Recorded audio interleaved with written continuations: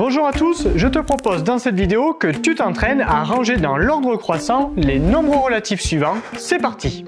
Je te propose donc dans cette vidéo un exercice d'application autour des nombres relatifs dans lequel il faut donc ranger dans l'ordre croissant les nombres suivants.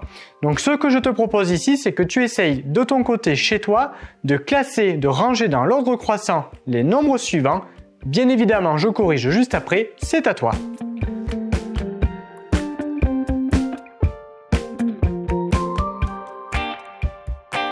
Place à la correction, vérifie que tu n'as pas fait d'erreur. Il fallait donc ranger ici les nombres relatifs dans l'ordre croissant, c'est-à-dire du plus petit au plus grand. Il fallait déjà se rappeler qu'un nombre négatif est toujours plus petit qu'un nombre positif. Par conséquent, comme ici on doit ranger les nombres du plus petit au plus grand, on sait que les nombres négatifs vont être plus petits que les nombres positifs. Par conséquent, on va commencer par ranger du plus petit au plus grand les nombres négatifs. Si je regarde ici ma liste, j'ai deux nombres négatifs dans ma liste, celui-ci et celui-ci. Je sais déjà que ces deux nombres vont être plus petits que les trois autres qui sont des nombres positifs. Donc maintenant, on va essayer de déterminer parmi les deux nombres que l'on a ici, quel est celui qui est le plus petit. Quand on compare des nombres négatifs entre eux, il faut se rappeler qu'il faut raisonner à l'inverse qu'avec les nombres positifs, puisqu'en effet, le nombre le plus petit sera celui qui aura la plus grande valeur numérique. Si je regarde ici moins 7 et moins 5,7, eh bien ici, celui qui a la plus grande valeur numérique, c'est 7, moins 7.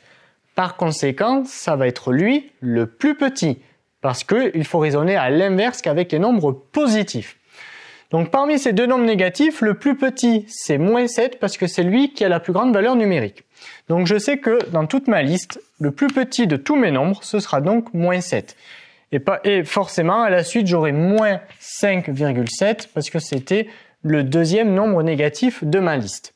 Donc voilà pour les nombres négatifs, on les a rangés du plus petit au plus grand. Reste à présent à ranger les nombres positifs qui nous restaient ici. Alors là, j'ai 5,8, 2,5 et 7,8. J'ai que des nombres décimaux, donc on va comparer leurs parties entières.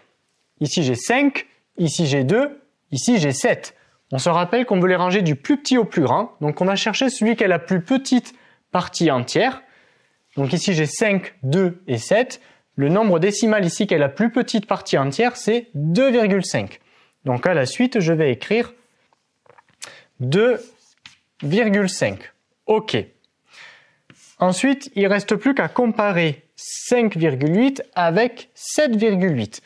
La partie entière ici c'est 5, ici c'est 7. 5 c'est plus petit que 7, donc 5,8 c'est plus petit que 7,8. Donc là, à la suite dans ma liste, j'écris 5,8 et enfin, le dernier nombre ici c'était 7,8. Cet exercice est désormais terminé, abonne-toi à la chaîne si ce n'est pas déjà fait et on te dit à très vite dans une autre vidéo de Petit Savant.